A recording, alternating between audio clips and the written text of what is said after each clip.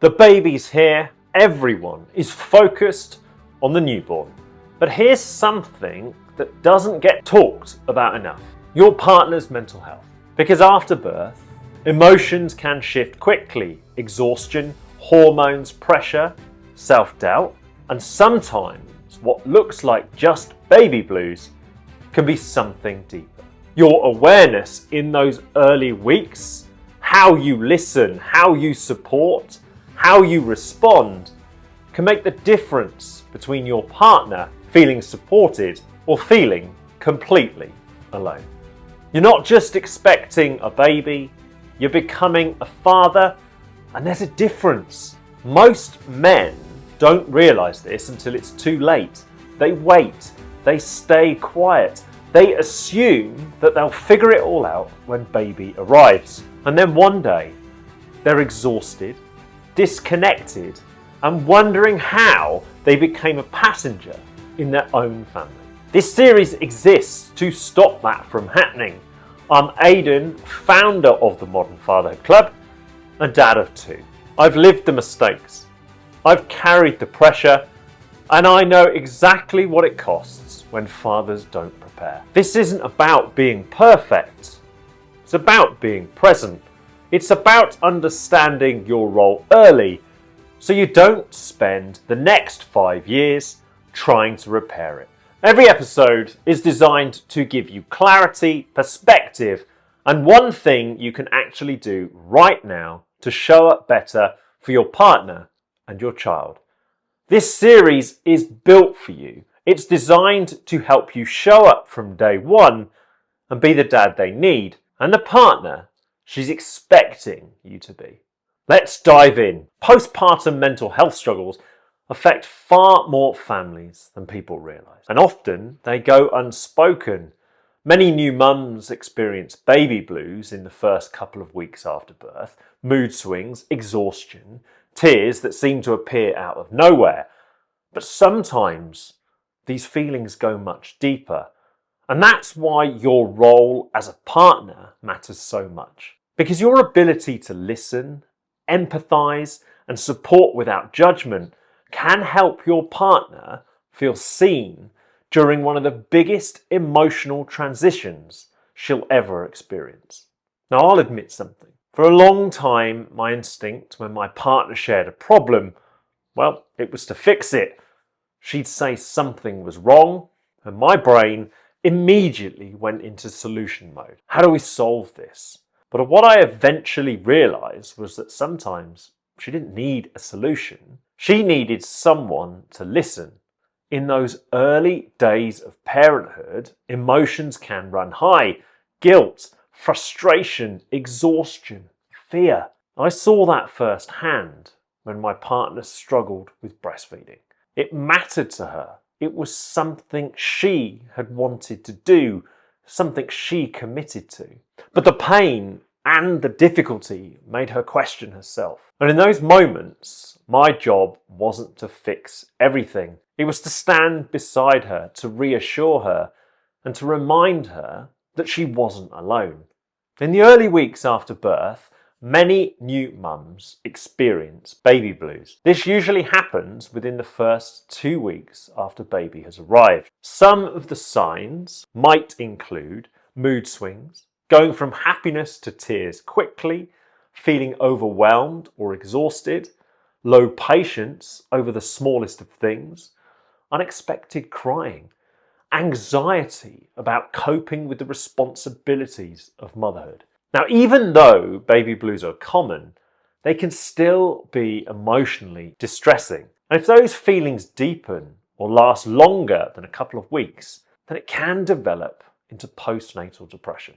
Postnatal depression affects more than 1 in 10 mothers, and signs can include persistent sadness, loss of interest in the things that she once enjoyed, extreme fatigue, withdrawal from friends and family, difficulty caring for herself or baby. So recognizing the signs early and seeking help is going to make a huge difference. So what can you actually do as her partner? Well, first, listen without judgment. When she talks about how she feels, don't interrupt, don't minimize, don't jump straight to fixing, just listen. Second, educate yourself. Understand the emotional changes that happen after birth. Knowing what to look out for means you're more likely to recognize when your partner might need that extra support. Third, protect her rest and recovery. Paternity leave isn't a holiday, and I know you know that. It's a recovery window, so take on responsibilities, shield her from unnecessary stress, and give her the space she needs to heal. Fourth, please help her stay connected. Encourage support networks, postnatal groups, other mums going through the same experience. Feeling connected to others is going to have a massive difference in her overall confidence and well-being. But there's also something important for you to focus on: your own well-being. You can't support your partner if you are completely burnt out. Self-care, it doesn't mean putting yourself before your family. It means maintaining the physical and emotional strength needed to show up as the father and partner your family needs. So ask yourself, what helps you decompress? How are you managing stress?